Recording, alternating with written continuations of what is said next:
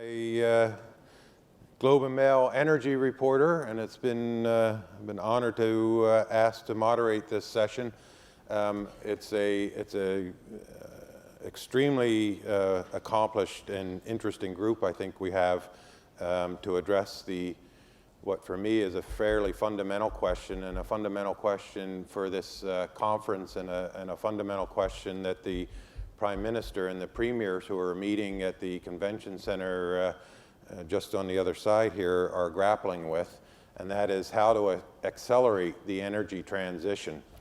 I had the great fortune of covering the Paris Climate Summit and watching countries, 196 countries, come to agreement on the need, certainly at least, for the world to come to grips with climate change. Unfortunately, the commitments that were made at Paris don't add up to the level of action that the IPCC says is required. If we look at the commitments that have been made in Paris, it would still leave us at 2.7 degrees Celsius of warming, and at that level, serious consequences for the globe and for especially the most vulnerable populations, but not only the most vulnerable, we all become vulnerable. So not only Canada, but the world has to accelerate the energy transition. But Canada is certainly in a great place to carry this conversation, because we are such a large energy producer, also a large energy consumer, which is where a lot of the emissions happen. So to kick it off, so just to let you know how we're going to proceed. To kick it off, we will have Michael Porter come and provide us with a bit of a keynote for the session. And then we will be joined on stage, you can see the chairs, by Tzeporah Berman, Diane Regas of Environmental Defense Fund in the US, Steve Williams from Suncor, and Al Monaco from Enbridge. And we will then have a bit of time for me to direct questions and them to discuss, and then we're going to turn it over to you to ask questions. And so look around. I believe we will have someone with a mic in the audience when the time comes. And please, no speeches. I've even asked the panelists to be brief, which apparently is will keep things moving, and I think make for a better session. So first order of business is to introduce Michael Porter, who many of you will know, at least of. He is the Bishop William Lawrence University professor at the Institute for Strategy and Competitiveness at Harvard Business School. He's an economist, a researcher, an author, advisor, speaker, and teacher. And throughout his career at Harvard Business School, he has brought economic theory and strategy concepts to bear on the most challenging problems that we face in the economy, from climate change to corporate governance and corporate strategies, market competition, and economic development. So his work is widely known, he is widely consulted, and I think without further ado, I will introduce and ask Dr. Porter to come to the podium.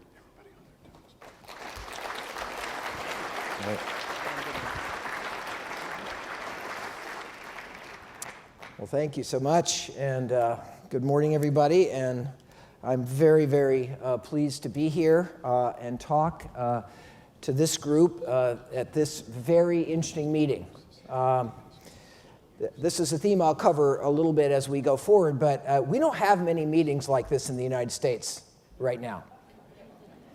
And I am jealous. And I'm so happy that this is happening, and I'm so happy that this provides an opportunity to have a discussion about perhaps some of the most fundamental issues facing our economies today and our societies in terms of clearly the issues of climate. and the future of that fundamental issue for all of humanity. I'd like to use my limited time this morning to tell a story. I'd like to tell a story about economic opportunity. I'd like to tell a story about energy. And I'd like to tell a story about the environment. It's a story about a historic energy transformation to cleaner energy and ultimately clean energy that is well underway. This is a story about the United States and how we are dealing with this transition. And I'm telling this story partly because it might be somewhat interesting to some of you that are not tuned in to the kind of discussion and debate we're having in the United States about these issues. But my real purpose is to tell this story to raise a question for you. And that is, as you'll hear the U.S.'s story here, what will Canada's story be? What's your transformation going to look like? What path is it going to take? What choices do you need to make? How do you need to think about this very historic transformation that we're really just beginning? This work is work that I've done jointly with the Boston Consulting Group as part of a longer and more fundamental project about the future of the U.S. and the future of the U.S. economy. We'll talk about that a bit in a moment. Greg Pope is one of my co-authors for this work. He's here somewhere if you see him. Thank him for this work. It's extraordinary work that Greg and Boston Consulting Group has done to collaborate on this look at the future of so many things in our society. We've also gotten extraordinary collaboration from the Environmental Defense Fund. You'll hear from one of their leaders in the panel in a moment, but I want to thank Environmental Defense Fund for, again, their willingness to kind of collaborate and engage in a very fact-based and very data-driven look at what is probably the most important transformation going on globally. That's affecting so many things that are so important to us. So why did we undertake this work? Well, it all started with a recognition that there was something fundamentally going wrong in America with our economy. We've had, as you all know, a highly competitive economy for decades, for generations. We've been on a very good path towards improving prosperity for all of our citizens. Obviously, there's issues and problems always, but generally, the path has been positive. But around 2000, before the Great Recession, and I want to emphasize that, before the Great Recession, we started to see some fundamental shifts in long-term trends in the American economy that got us very, very nervous about what was happening to the future prosperity of our country. HBS, Harvard Business School, did something we'd never done before. We launched a indefinite, multi-year, open-ended project to look at the trajectory of the United States economy because we were so concerned with what we saw. What are some of the things that worried us? Well, this chart just shows you that after many, many years of growth in income for the average family or for the average worker in America, we started to see a reversal of that trend. The average family is doing worse in America than they did a couple decades ago. The American dream is sputtering.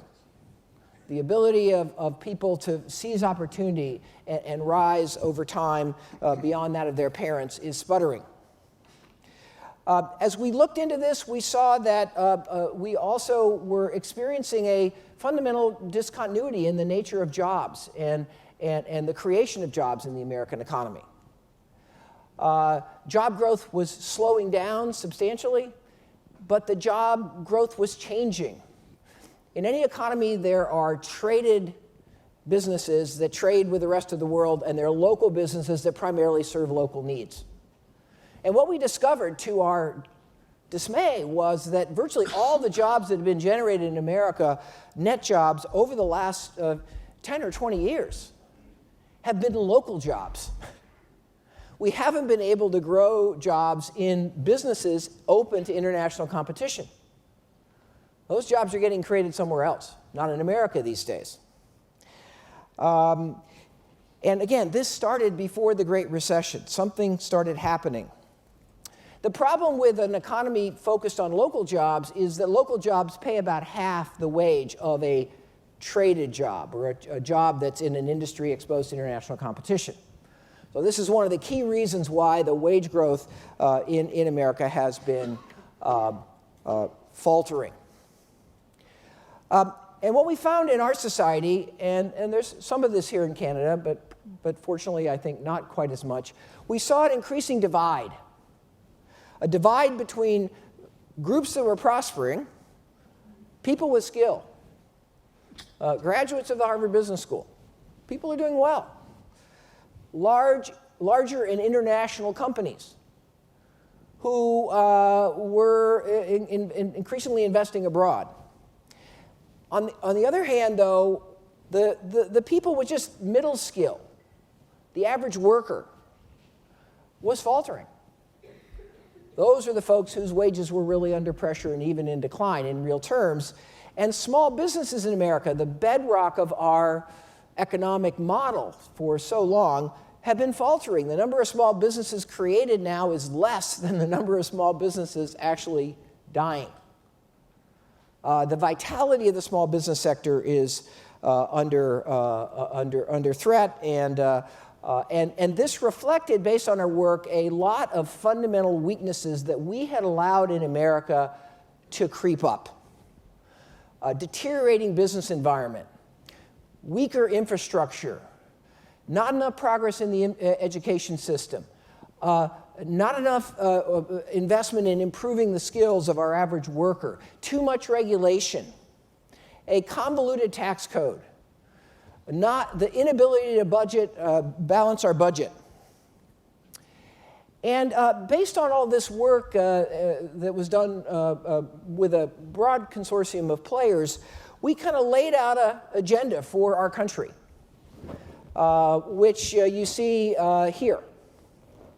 And what we found was that what to do about this was pretty obvious. The steps we needed to take in America to kind of get our economy back in a positive trajectory were pretty clear. Simplify the tax code. Be smart about immigration, like you guys are, in terms of welcoming people that can really contribute to the society and to the economy. Aggressively try to improve our infrastructure, our regulatory efficiency, our legal system, and so forth. All these things were obvious. And we did a lot of work, and pretty much everybody agrees. Most serious, thoughtful people agree with all of these steps that need to be taken. The problem is that we haven't taken any of them. Not a single one in the last couple decades. Why? Because our political process, the national dialogue behind that political process, has created what most people call just gridlock. Nothing's happening. And, I'm embarrassed to say that we're in a presidential election now. That's a joke. It's not about any of this. It's not about what we need to do as a country. It's about a kind of zero-sum battle, around some very funny rules that's not producing the kind of progress we need. Now, why do I give you this background? Well, I think Canada's economy, is facing some interesting and important challenges. Prosperity growth could be better here too. But the reason that I tell you this story is primarily because amid all the things we needed to fix in America, we identified one gigantic opportunity that had just fallen in our lap. And this is the energy opportunity, and what we call unconventional energy. Now, and that doesn't mean oil sands, because we don't have oil sands, but unconventional energy in our parlance, and I'll use that term today to describe to kind of the shale, the tight oil, the tight gas, which you mostly access through the hydraulic fracturing process. What happened to us is, based on innovation and new technology, starting in 2005, out of nowhere, America discovered this amazing energy advantage. And this advantage, we thought, was clearly probably the single largest game changer that would actually shift the trajectory of the American economy. You all have long had energy. We didn't. You know, we've been an importer, partly from you, but from lots of complicated and, you know, funky places around the world as well. And that's created a lot of trouble for us. But all of a sudden, boom, we have this opportunity. Now, why am I bringing this up? Well, we are deeply concerned, and the reason this work was done was we are running the risk of not capturing this opportunity either. Just like we have failed to take the pretty obvious steps necessary to get our economy on the right track. And so I want to tell you the story of energy in America and how this issue has emerged, and how the discussion and the dialogue in our society has taken shape over this issue. And again, I'm telling you this story partly because I think it might be interesting to many of you to have this perspective. But again, the question I want to come to later here is, here's the US story. What's Canada's story going to be? How are you going to navigate this historic transition and this new opportunity that the new technology of unconventional energy allows? So let's talk a little bit about that. The US energy advantage is profound. The unconventional energy sources have created a situation where the US now has a global energy advantage.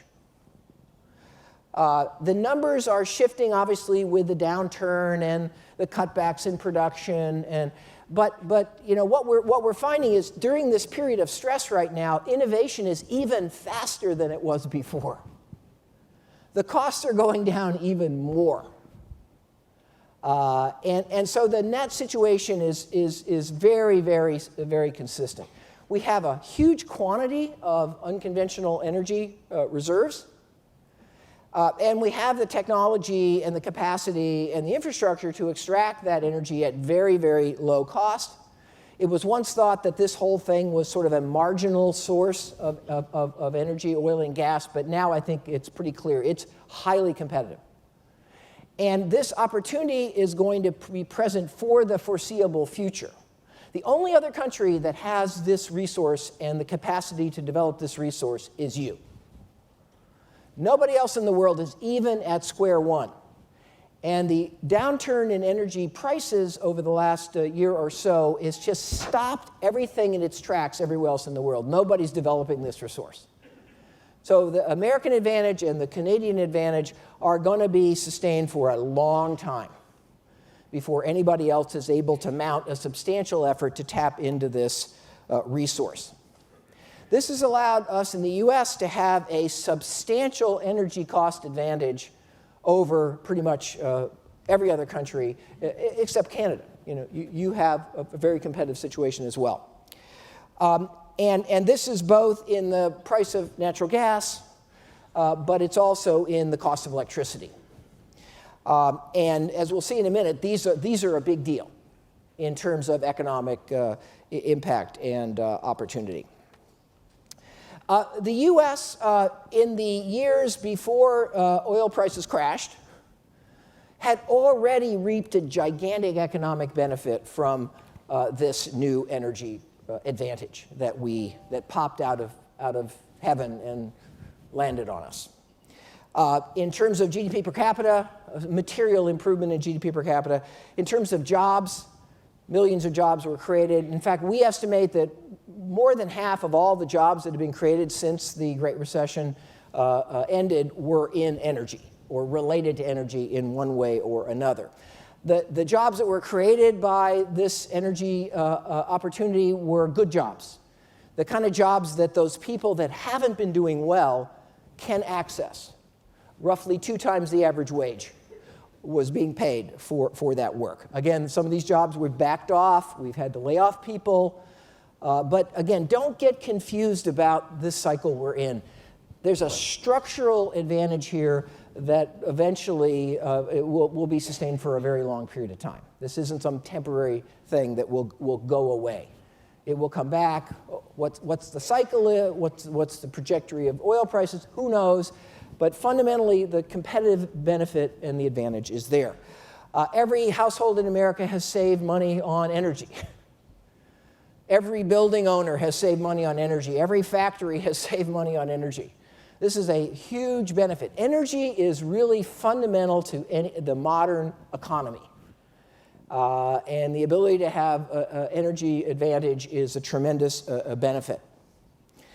Energy has been tremendously important to our budgets, to our ability to raise revenue, to our geopolitical situation in America, to our need to import oil, to our the relationships with foreign countries. I mean, we in America, just like you, we have the opportunity to help other countries now deal with climate through exporting our LNG.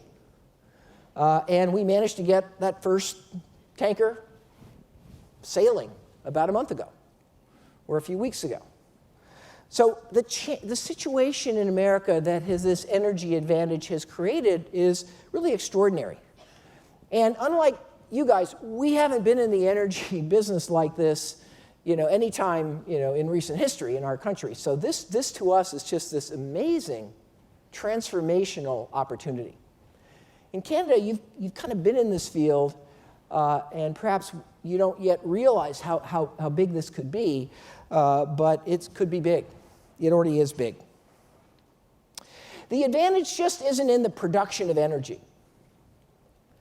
The unconventional energy advantage in the U.S. is much broader, and the economic impacts are going to cycle for many, many years to come.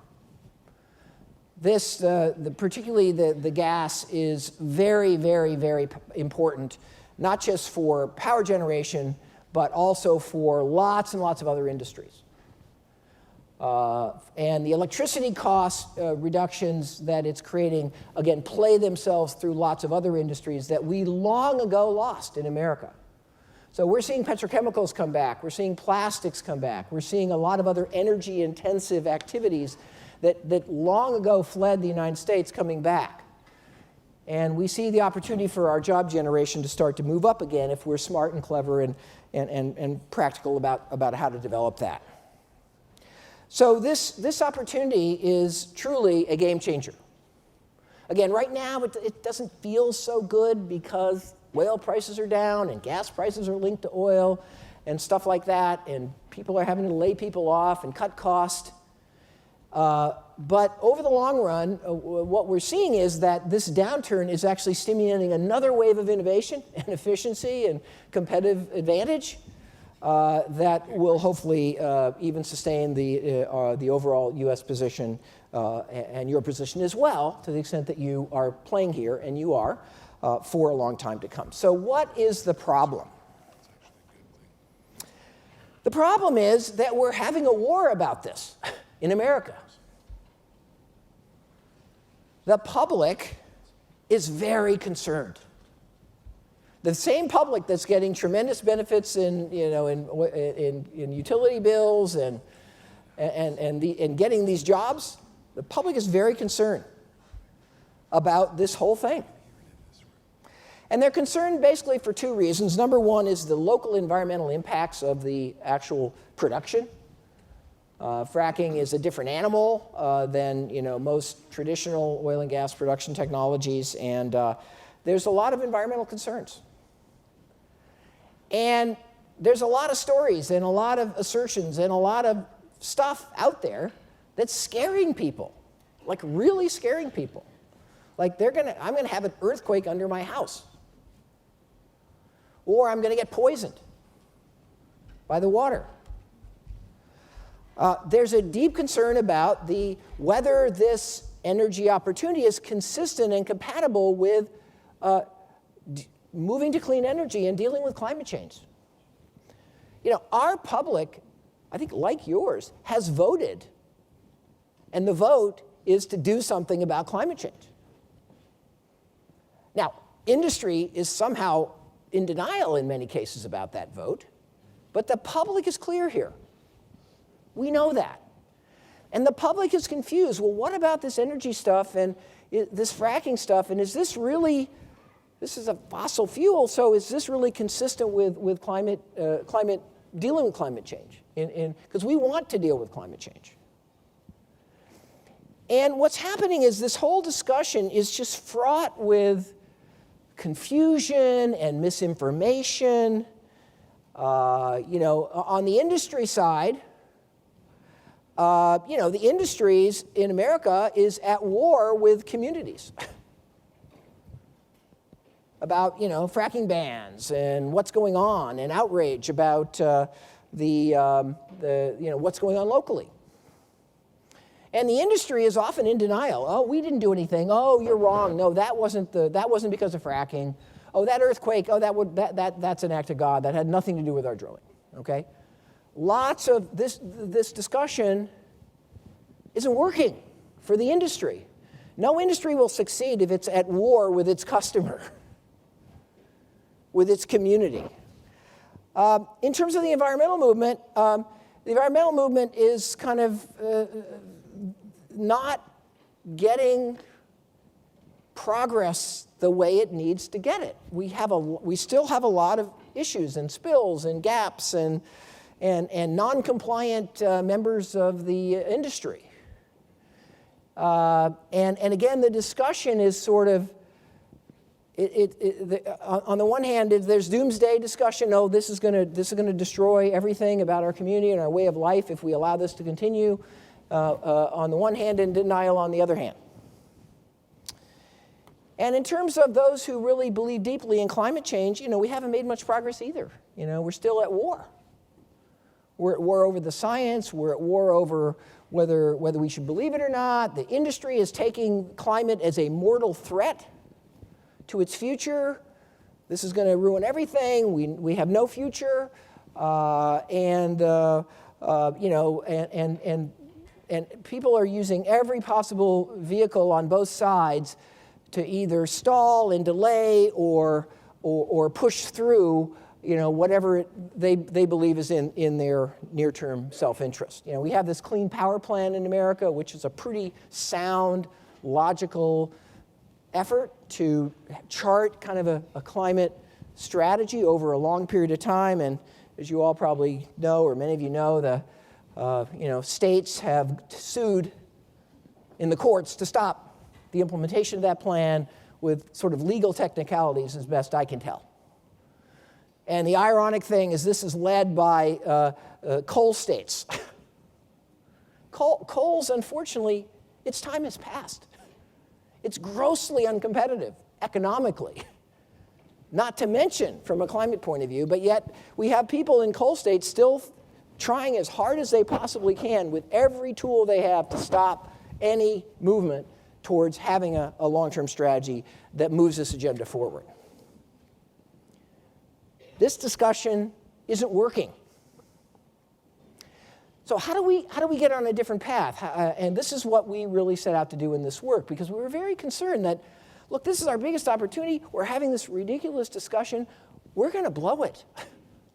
We're going to blow it not only for the economy, we're going to blow it for our society. We're going to blow it for the environment. And so what we started to do was really dig deeply into the facts. And I think what we found was very, very encouraging. What did we find? We find, yes, there are local environmental concerns with fracking. You all have heard a lot about those, and so I need not go into them. There are water concerns, there are methane concerns, there are seismic concerns, there are community impact, truck traffic, all kinds of concerns. They're real. They're significant. Industry denial that these things are problems is completely bogus. But we've also learned that these environmental impacts can be substantially mitigated. And we're making quite substantial progress on water use, on various other kinds of impacts, on being careful about what exactly we put in the ground and having disclosure and doing continuous improvement work, and there's a lot of rapid improvement in water utilization and all kinds of metrics here. And the progress there's no end in sight. The recent downturn has only accelerated the rate of environmental improvement in this process that we're learning how to do. After all, it only started in 2005. And we're learning very rapidly, and if we just set out to learn and improve, it turns out we can learn and improve at a very high rate. The compliance is still fairly uneven, particularly smaller operators are making a lot of mistakes that are causing some of the environmental problems. Compliance is uneven, but we're starting to improve compliance too. We're having better regulatory environment, better data transparency, better inspections. That's starting to happen at the grassroots level, state by state. Some states are better than others. But we can improve compliance. And combined with better technology, better methods, better processes, that will make a huge impact on the environmental impacts that already exist. The other thing we did was we did a sort of deep dive of how much does it cost to actually do it right and minimize the environmental impacts. And of course, the industry view is, oh my God, this is going to bankrupt the company. But what we actually found was, and this is what we find over and over in industry, actually the cost of environmental improvement is not that high. I did some work a long time ago, and one of the central findings of that work was actually that when you're having environmental impact, usually it's a sign of bad processes, poor technology, bad implementation. And this is an example of that in spades. We find that there's a very modest cost of almost putting environmental impact to close to zero. And actually, some of the environmental impact reduction is actually profitable. That is, you make money because you use resources better, you use water better, you don't have to move water around. All kinds of good things happen if you think that way about environmental improvement. So the local environmental impacts of this new energy opportunity turn out to be, I think, very manageable if we view it as a rational problem to be dealt with and put in place the right regulatory environments and the right protocols, and the industry gets on board and we go forward in that direction. In terms of climate change, here what we found is that in America, we've been sort of confused by some myths, by some things that the sides of the debate put forward that turn out to be bogus. Myth number one, progressive climate legislation, some kind of a clean power or carbon tax or whatever it is that you choose to do, progressive climate legislation will kill unconventionals. We don't think so. We don't think the evidence supports that. We think actually unconventionals are going to be key to making climate change improvement. And thoughtful, rational people, I think, would mostly agree with that. Another myth. If we do things about climate change, it's going to wreck our economy. It's going to make us uncompetitive. And it turns out that's a myth. If we deal with climate change, and if we deal with it the right way, we actually may make ourselves more competitive as an economy. Myth number 3. Developing this unconventional energy, particularly natural gas, will delay or kill off renewables. And the answer is, nope, it won't. Renewables are coming, they're happening, they're on a very good trajectory. Eventually they'll be competitive. The issue is time and pace and the nature of the transition. And also, there's a lot of needs for unconventional energy sources like natural gas that don't have nothing to do with climate change. They have to do with making chemicals or making plastics or doing stuff that has really limited environmental impact. 70% of all natural gas is not used for power. So we need this, again, this myth, which is holding us back in making the right kind of steps and choosing the right kind of policies, we need to get that out of our mind. And then the final myth is by using natural gas today and by building new gas-fired power plants, this will lock in, that's the phrase, lock in the U.S. towards fossil fuels forever. So we can't even build one more gas power plant because that's going to be there forever and will just never solve the climate problem. And it turns out, again, that's just wrong. If you understand what a natural gas-fired power plant is like, what its useful life is, what the timing is of all these events, how long it's going to take to get to a renewables energy system or a renewables heavy energy system, it just turns out that whole argument is complete gibberish. But we are locked in America in an argument full of gibberish on perhaps one of the most important things that could be an opportunity for our economy and one of the most important things as a society we've got to get done. And we're failing to progress. That's America's story. On the myths, we're going to need a lot of natural gas if we're going to make the transition to clean energy. I think most people now understand that. Natural gas is a powerful ally, a powerful tool we have to make this transition because it's going to take decades to do it. And natural gas is going to be critical to that transitional process. In the process of using natural gas as a transitional fuel, it's going to also hold down the cost of the transition. We're not going to have to do what Germany did, which is raise everybody's utility bill dramatically to try to force renewables to go faster than they really can. And the irony, of course, is Germany's burning more coal. What a disaster. Looking at how to make this transition in the most cost-effective, the most environmentally effective way, which Germany, I think, got so anxious to go quickly that they really didn't understand the nature of this transition that has to happen. We've got to accept that it's a transition, that it will take time. Renewables are on a very good path. We believe that renewables are exceeding our expectations in terms of becoming more and more competitive. We're going to get there. Renewables are here to stay. Ultimately, they will be the lowest cost source of energy for many applications. We're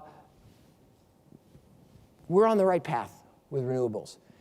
But it's going to take time for renewables to continue to get more cost effective, to ramp up capacity, to deal with the grid issues, to deal with the storage issues. We're going to need standby power, for quite a long time to kind of manage the utilization during the day and during peaks and so forth. Renewables are on a good path. And if you do the numbers and do the calculations, what you discover is, yes, we need to aggressively use natural gas in the short run to kind of get rid of the coal-fired stuff and maximize the amount of gas-generated power. But if you look at the natural retirement cycle for gas-fired power plants and do the math, they'll be ready to be retired by the time we're ready for them to be retired. We're not going to have a lock-in. People are not going to have 75-year-old gas-fired plants still operating because they'll be uncompetitive. Renewables are going to become a better solution over time. It's a question of how we manage this transition. And are we realistic about it, or are we hysterical about it? Are we fact-based about it, or are we dogmatic about it? That's our choice in America. Fortunately, there's starting to be some better dialogue. This is a quote from our EPA administrator who really talks very openly about the win-win opportunity of taking advantage of unconventional energy to make progress on climate change and the Clean Power Plan. This is the kind of thing that never happened in our political discussion, but it's now starting to happen. In our work, we laid out a win-win pathway for how to move forward in this agenda. First, it starts with some premises. We are in an energy transformation to clean energy. It is happening. It will happen. Let's not debate that. Done. Number two, renewables will be competitive and here forever as a very cost-effective and environmentally effective way to generate energy. A fact. It's a given. Let's stop debating that. Let's stop being fretful about that. It's happening. It's real. Number three, natural gas is a crucial bridge to where we want to go. It's actually the friend of renewables in a very important way because it's going to help put in place some of the infrastructure and fund some of the development of the things that are necessary to make renewables actually work. And by the way, 70% of all gas, at least in America, is not used for power generation. We need natural gas anyway. It's a good, low-cost feedstock for a lot of things that we need to do in other businesses. And then number five, fossil fuels will continue to have some role. That role will diminish over time, but there's certain applications and certain segments and powering airplanes and things like that where there's just no other feasible way of doing things efficiently without fossil fuels. But as long as we're making huge progress, and as long as that is a relatively small part of our overall story, we don't need to have a religious war about whether there's any fossil fuels. That's not pragmatic, that's not practical, that's not win-win. That approach is only going to create ultimately negatives in the long run. So the question that I want to raise with you now is, what will Canada's story be? That was the American story. It's a painful story. It's a story of frustration. It's a story of religious war. It's a story of delay. It's a story of not moving ahead. And I would assert that, Canada needs a different story. And I think to a considerable degree, I'm feeling that your story already is different. Not that you haven't had religious wars, not that you've had battles between economics and climate. All that stuff, you've had some of that stuff. I feel something different and better is happening here. What are the kind of key strategic concepts that I think we need to take into this issue going forward for Canada? Number one, I think we have to all accept the fact that energy is crucial as an enabler of standard of living, prosperity, and economic growth. And that's a very valid societal need. So we can't dismiss that. This country needs to improve economic growth. We could use more jobs in this country.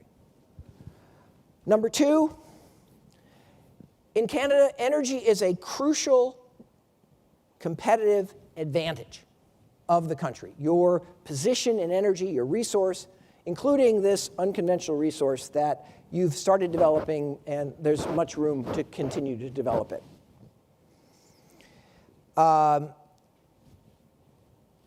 And both Canada and the US, if they do this, will have a competitive advantage for many, many years to come because of this new approach, because of this new technology. Number three, I think the public wants a shift to clean energy and a low-carbon future. They voted. Well, in Canada, I feel like you're kind of getting that now. I mean, there's not a denial on that anymore in society. Business has to get on board with that, as well as the public. But I feel that's perhaps starting to happen here. It's still slow in our country.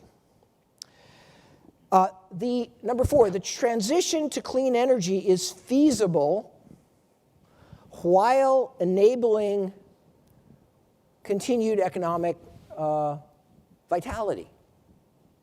We don't have to destroy economy in order to get this transition to happen and for it to be successful. And we shouldn't think that. So much of things that go badly in this world come from the trade-off mentality. If we're going to get clean energy and climate change, we have to. It's going to cost us a ton, and we got to just spend whatever it costs and do whatever's necessary, without thinking about how could we actually get this win-win. How could we maximize the broader, full benefits of this transition? Number five, Canada needs to get on a path to significantly mitigate the environmental impacts of all kinds of energy during this transition. That means accelerating the shift to gas. If we have one single coal-fired plant in Canada, that's one too many. We know how to do that. We can do it soon. But in order to do that, we got to get the pipelines in place to rationally move stuff around, to do things right, to take advantage of the efficiency and environmental improvements that we have. We've got to continue to push the pedal down on the accelerator in developing renewables. I met a whole bunch of people yesterday that were doing that. We've got to learn to use our gas not just to export, which I think is a good thing, but also to do other things. We've got to broaden the benefit of our energy advantage, not just to the energy itself, but to the stuff we use the energy to do and make and produce, which I think Canada needs to step up. We need to get on with LNG exports. That's good for the world. It's good for China. It's good for lots of other people in this world. If we really care about climate, we'd be exporting as much LNG as possible. We need to keep improving and minimizing the economic impact of the oil sands. They're probably not going to be expanded very much, given the new reality and cost structures. But it's an important ongoing energy source, and we can substantially reduce its environmental impact. And I think efforts like COSIA are phenomenal examples of how collaboration can allow us to really keep improving the environmental impact situation there. We need to make sure that we set the policies that will encourage this kind of behavior, these kind of steps that I mentioned. That would be a powerful story of Canada. If Canada can make this transformation, if it can approach its energy advantage in this way, if it can take this nuanced and comprehensive approach, then that will only make Canada's competitive advantage in energy bigger and more powerful. And this country right now, needs that competitive advantage. So we've got to approach this transformation in a way that will nurture that and sustain that as much as we possibly can, and maybe create another energy advantage around renewables as well. And the final point here that I think comes out of this story, from the US story, is polarization doesn't work. Fighting religious wars fails. It hurts everybody. Nobody wins. Nobody succeeds by blocking. Nobody succeeds by denying. We succeed when we actually focus on what do we need to get done in a smart way to manage a transition that is profound and important to our country.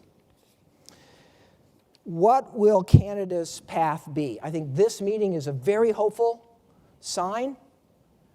I think that Canada can get on the right path. It's already starting to get on the right path. I personally think you're ahead of the US in moving this issue in the right way. This meeting and the kind of dialogue I'm hearing and reading in Canada is exhilarating from the perspective of what if we could do that in America. I think you have an opportunity to do something here which will be historic, and it will be incredibly good for Canada, and I think it'll be incredibly good for the world. So let's make Canada's story a different story and a better story. Thank you very much.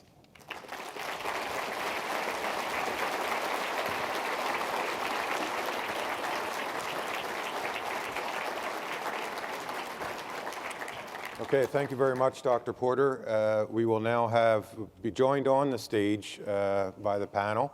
So I will quickly introduce them, and then we'll go right into our discussion. Steve Williams is the Chief Executive of Suncor Energy. Diane Regis, Environmental Defense Fund, Executive Director of Environmental Defense Fund. Al Monaco, CEO of Enbridge.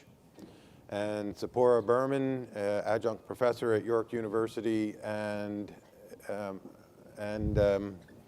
long-time activist and environmentalist who has worked on a lot of campaigns. So quickly into the discussion phase, and Dr. Porter laid the groundwork very well for where the Americans are and where Canada needs to go. Let me just, so we'll take I'm going to pose a question to each of the panelists, and then and have them comment, and then we will look to discuss a bit. So, Steve, I'm going to start with you as Canada's largest oil and gas company, largest oil sands producer. How does an oil sands company, how does a company like Suncor accelerate the transition into the lower carbon economy? You know, I liked Michael's comments there, and that I think he's right. There is some evidence that Canada is starting to do a better job of it. It doesn't mean that Tzeporah and myself have an easier time. We've had some really tough discussions. But I know we haven't got too much time, but let me just take a snapshot of where we are right now. We've got our Prime Minister and our Premiers in town talking about climate. We've got the first ever carbon tax on this continent was put in place in Alberta. We have just come back from COP21, and I was privileged to be there as part of Canada's delegation. And the reception was quite different. Canada is being positioned as a leader in climate change policy. Now, we've got to work hard. We haven't got there yet. We've still got delivery to do against that policy. But we have a globally leading policy position, which is around a broad-based carbon tax, an emissions limit, which overall, constrains the growth in emissions, and we have world-class methane regulations being prepared. So we should be proud of some of the things we're doing. It's not been easy to get here, but we should be proud of some of those things. Very good. And Diane, I know you've done a lot of work in the United States. EDF has done a lot of work in the United States around the development of unconventional resources. We heard again from Dr. Porter that explosion, really, of oil and gas supply and production in the United States is not inconsistent with progress. In fact, in some ways is greasing the wheels for progress on climate. From your perspective at Environmental Defense Fund, do you see that as a positive? Is it something that is going to help the United States and potentially Canada and others, achieve that 2-degree target that we talked about in Paris so much? Getting on a path to a low-carbon economy is one of the most important transitions we need to make on the planet.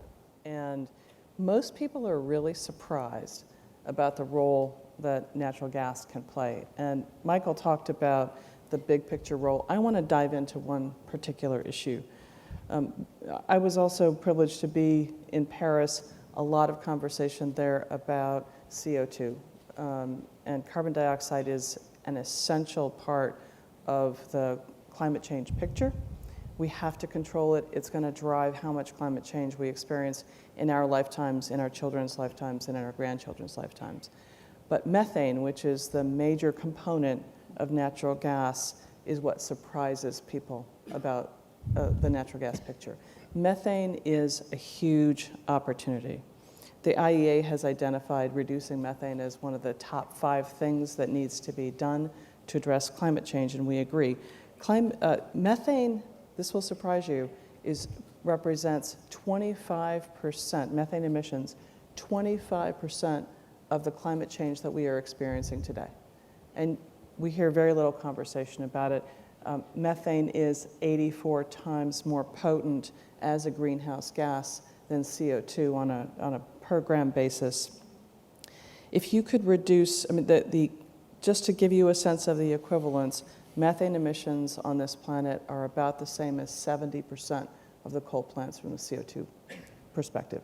So it's a big issue. It has not gotten enough attention. It's also a huge opportunity.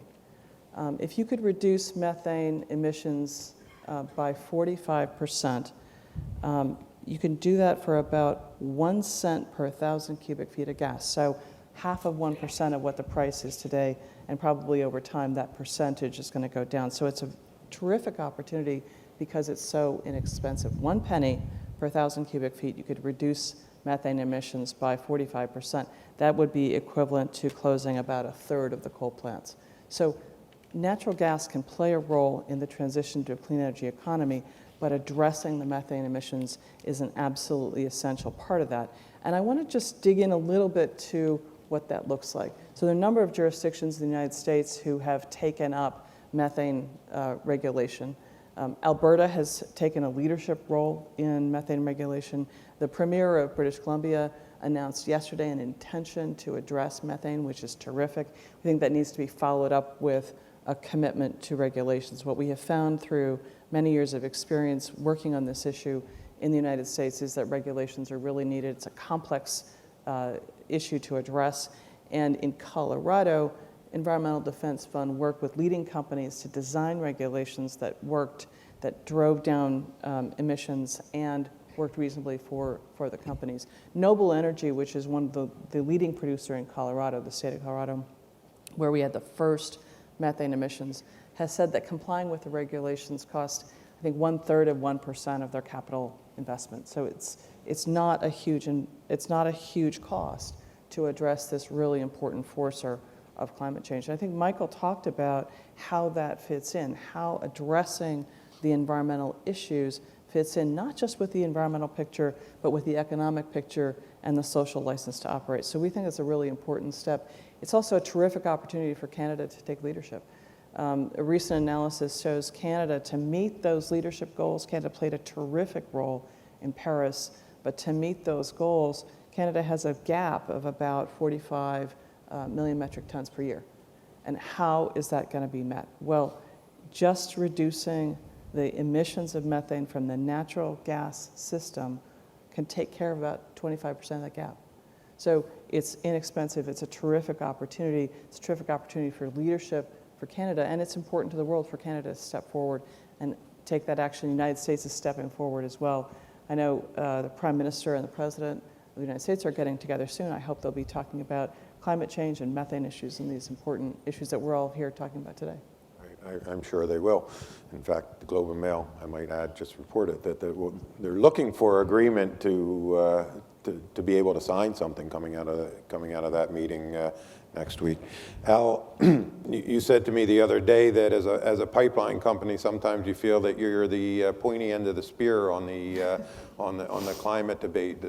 Pipelines have been, there are a lot of issues that drive concerns about pipelines, but certainly one of them has been the role in expanding oil production and what that means for Canada's GHG commitments. So as one of Canada's larger pipeline companies, address this for us. How do we have leadership both on carbon emissions and build pipelines and expand the capacity of our resource sector? The Prime Minister dealt with this a bit yesterday here. Well, Sean, in many ways, we're a good microcosm of what's happening with the transition that we've been talking about. And maybe to put a sort of a corporate strategic point on it to the discussion that Michael had around the higher level picture, the way we look at it is pretty straightforward. There's a lot of players around the perimeter: oil companies, transporters, environmental groups, governments, etc. At the center of the circle, though, is the consumer. What the consumer is telling everyone is that they want the energy, they want it to be there, they realize the economic benefits, they want it at a low cost, but they want it done in an environmentally sustainable way. So that's really the premise that we operate under. Now, you've got to have the right fundamentals to do that. So do we have the right wind and solar resources in Canada? Actually, very good resources. Do we have the supply chain? Do we have the transmission system? Those are the kinds of things that we look at. So that's the why of it all. In terms of the how, I think the way we approach it as a company is you got to have the right business model for investment. What I mean by that is a lot of investments come with risk-reward, different risk-reward ratios. So for us, having certainty around the policy framework, around what we can invest in, whether or not we can sell green power, for example, into a grid on a basis that we can understand and be certain of, very important. The other thing in terms of this transition is, how do we actually get enough projects to make a difference to the size of company we are to make the transition? Bottom line is you need to have a lot of projects in your hopper and then select the one or two to go ahead each year. So what I mean by that, drawing an analogy, if you take 10 shots on goal, you're likely going to get one goal in the net. So that's the way you have to develop a big enough inventory to get enough of those shots. Then you have to execute. So for us, if you look at the transition, we have traditionally been an oil transportation company. Today, 30% of our earnings and assets are driven by natural gas and renewables. $5 billion invested in renewables over the last 10 or so years. I make one final point around, and this goes to Diane's comments around natural gas and the impact it can have. Number one, we have conservation programs in our utility that has reduced 18 megatons of CO2. Just to give everybody a feel for what that means, that is equivalent to 3.5 million cars being taken off the road every year. That's by conserving natural gas. We've replaced all of our cast iron and bare steel pipe. That has allowed us to reduce 21% of our emissions down to 1990 levels. We have a 600 vehicle fleet that has reduced emissions and costs compared to gasoline, for example, by 28%. So those are kinds of things that companies are actually executing on that will help move us in this direction. Very good, thank you. Tzeporah, we've come out of a period where we really, it was it has been very polarized, the discussion around climate and energy. And be interested in your views on where we are now in terms of the debate, and whether that what appears to be a newfound willingness to dialogue is going to take us where we need to go. Oh, an easy question. Yes. Thanks, Sean. Well, I do think we're in a very different place today than we were certainly a couple of months ago and definitely a year ago in Canada. I think that there's no question that there is tremendous opportunity to have now a real and less polarized conversation in the country. And I agree, Dr. Porter, that that's critical and that it leads to breakthroughs. I think we saw that in Alberta in November. Steve and I have both been a part of a informal kind of problem-solving dialogue over the last year and a half, where some NGOs and companies have been trying to talk through policy issues. And that's been a fun process. It's been a little bit difficult at times. But what we realized when we first started having a conversation is that we weren't really having the same conversation.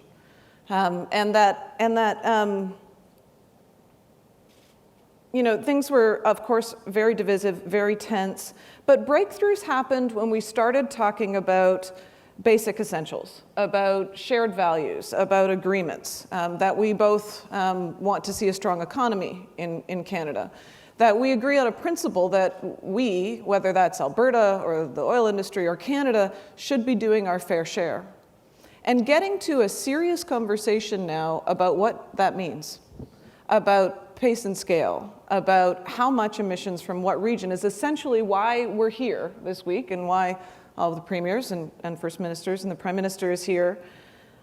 So where we got to was starting to have a conversation about, so what is Canada's role? What is Alberta's role? How do we plan for that?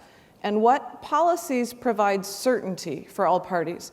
And I think certainty is critical. We hear it a lot from industry, that they need certainty. But I think one of the things that's critical that we discovered in the conversations that we had that, of course, led to some significant support for the Alberta government's climate plan was that we want to stimulate innovation. We also want to reduce emissions. And for people to really participate in that conversation, the hardest conversation we had was about limits.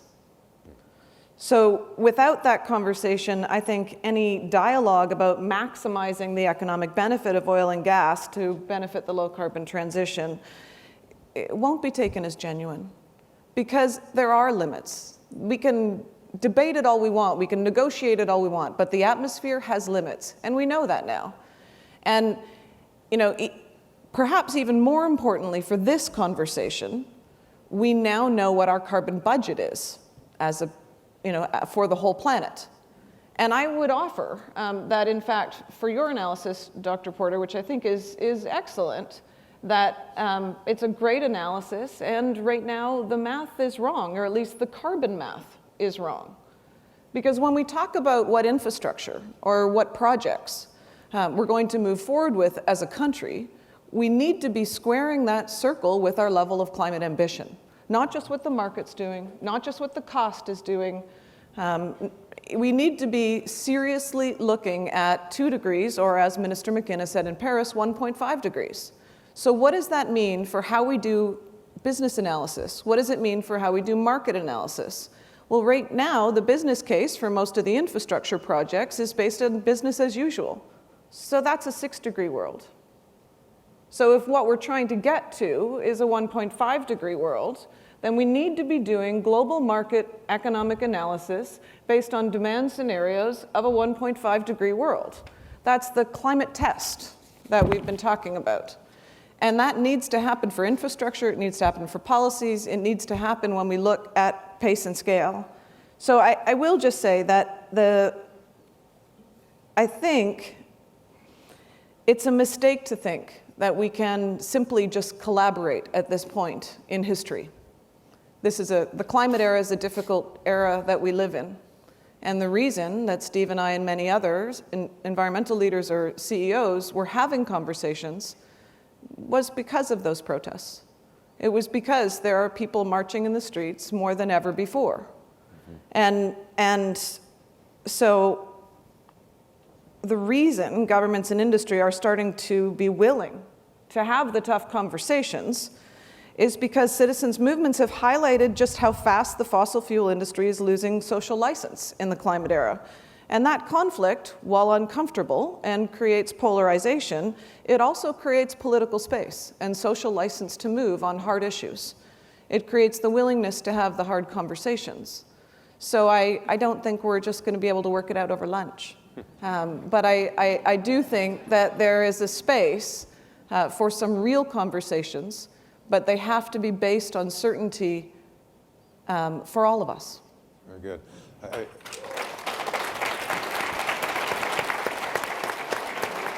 I want to pick up on that theme because it's, you know, when I introduced the session, I talked about the level of ambition and the level of ambition that was outlined in Paris and is all the commitments that were made still falling short of what the IPCC says is required to stay below 2 degrees, let alone get near 1.5. So, Dr. Porter, in your discussion, you talked about the issue is time and pace and the nature of the transition. So is the time and the pace that you see us on currently sufficient, or is it a pace that is leading us over the cliff? Well, you know, this, first of all, thanks for all the terrific comments, and I thought they all very, very helpful to kind of put together the mosaic here. And, you know, the math and the 2 degrees and the 1.5 and how much and what exact limits is really, you know, complicated and challenging stuff. I guess I'm not qualified. I'm not expert enough to tell you, you know, exactly what the pace should be. You know, we put forward this Clean Power Plan in America. It was a pretty aggressive plan. We think that's a good, solid, and very achievable plan. Therefore, we could probably go faster than that. I think what I was really trying to emphasize is that there are massive opportunities for innovation here. Everywhere we look, we find what Diane talked about. You know, that, methane. Well, we could actually reduce 50% of all the methane emissions, and it costs nothing. Nothing. And I think that's what our body of work really tries to focus on. If we actually focus on solving a problem and getting everybody aligned with that issue, how do we kind of take the bits and pieces of this problem and solve this problem and recognize that we don't have to be absolutist and we don't have to have ideology. We're solving a problem here. How fast could we go? And what are the best tools for doing that? And you know, I don't, you know, I'm not, it's above my pay grade to talk about exactly what the pace needs to be, but I'm overwhelmed with the opportunity for moving faster. And I think we're going to find many more opportunities for moving faster if we just look at it this way. And we just look at all the pieces of the system and all the emissions of various types in the system. And the more we learn and the more we actually do the math, we're going to find that we can move faster than we thought. And the cost trade-offs are going to be, we find over and over again, less than we thought. So that's the perspective and orientation that that we have tried to really emphasize. And you know, and I do understand that we need to have a sense of urgency. We need to have people like Tzeporah talking the way she just did about the sense of urgency, about the stakes here, about the fact that this is actually hard, that this is not easy. I think we need to have those voices, but I think what's held us back historically is not that voice. We've heard that. We've heard the apocalypse We've heard the threat.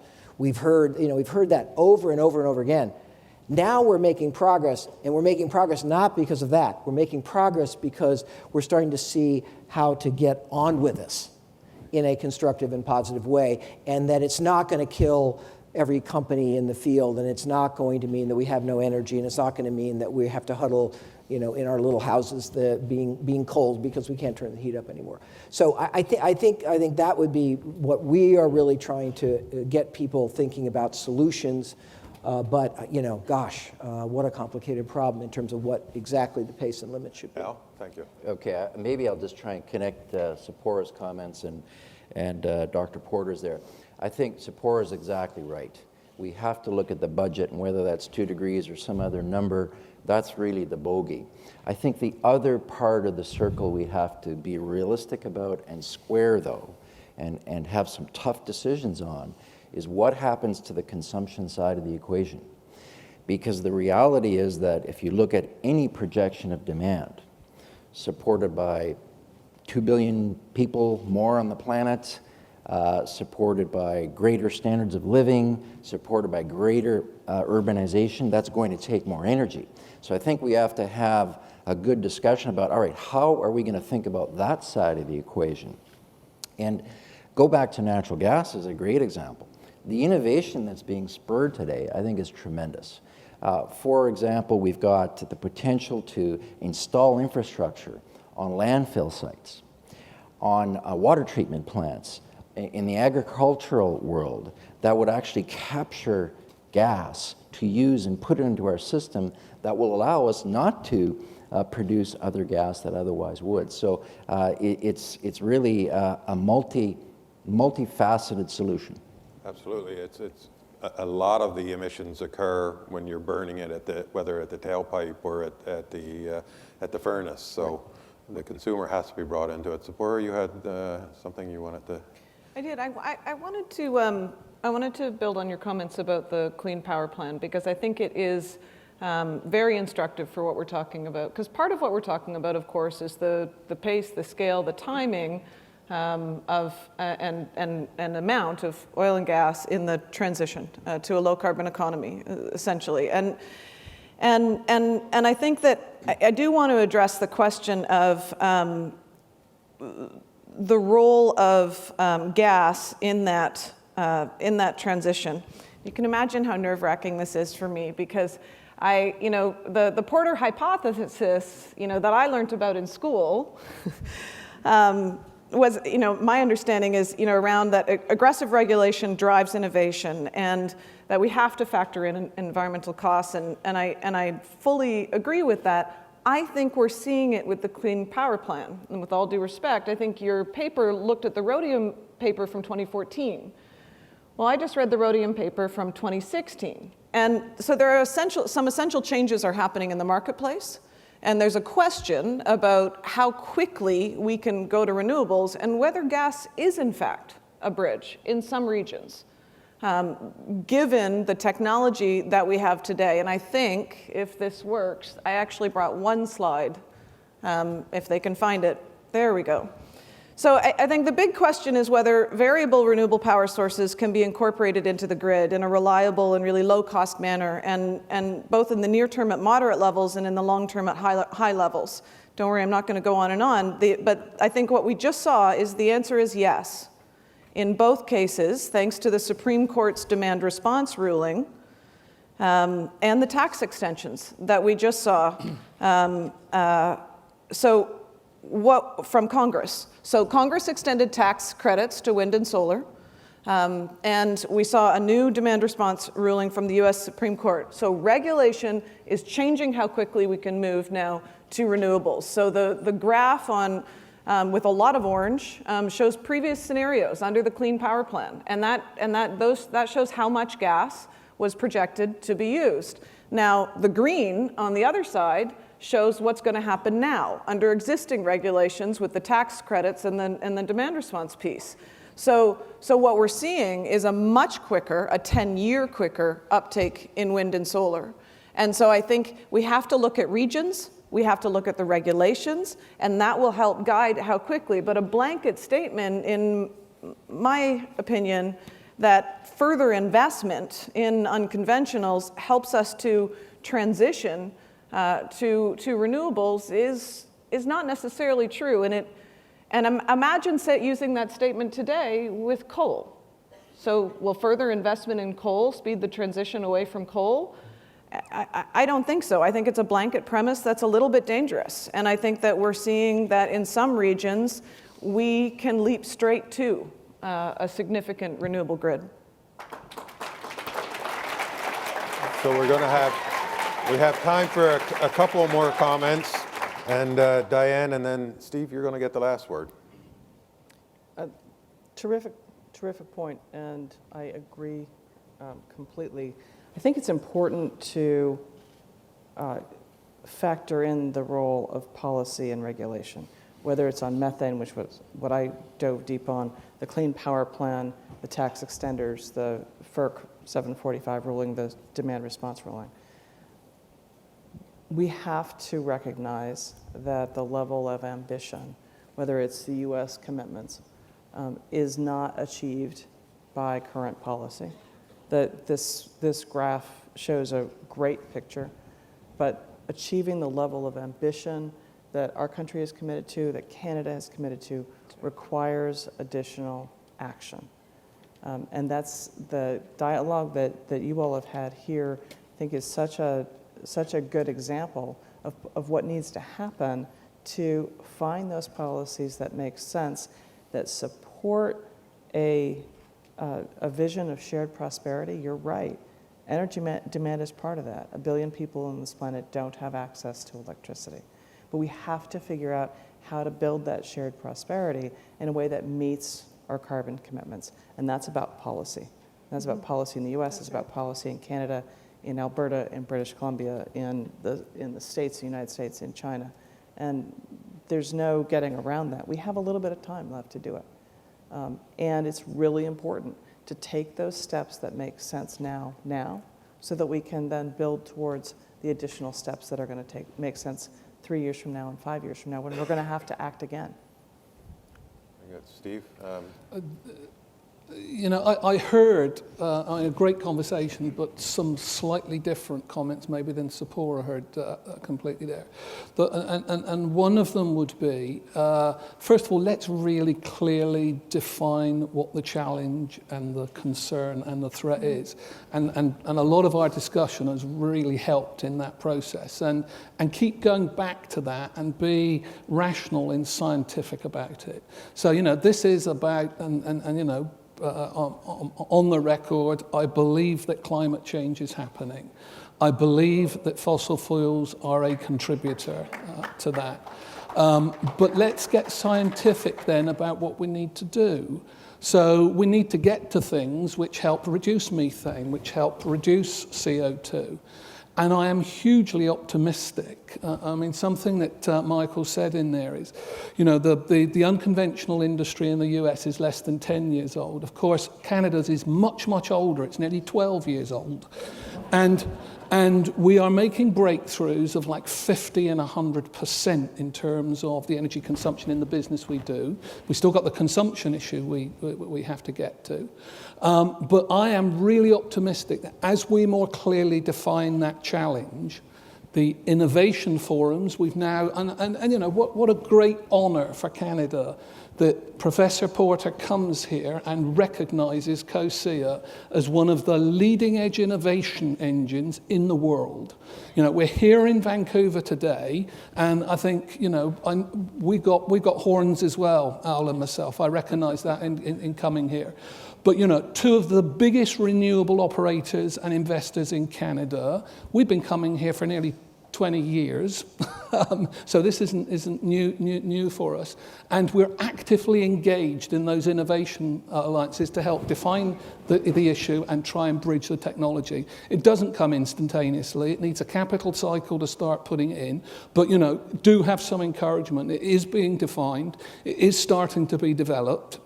And some of the technologies we're seeing will change our paradigm around CO2 production, and then the usefulness of that is a building block for something else. Very good. I do think we're going to have to end it here. It's, I know we could go on all morning and late into the afternoon and probably into the night talking about this with this panel and the expertise and passion that we have on the panel. I want to thank the speakers, Dr. Porter for coming from Massachusetts, Tzeporah for coming from British Columbia, Steve I came Williams from Kelowna. I was skiing from yesterday. Kelowna, Al Monaco, and Rigas. Thank you very much. Thank you all. We did run a little bit over, so I'm not sure how quickly your organizers will want you back in the room, but thank you very much for your attention. Great, thank you.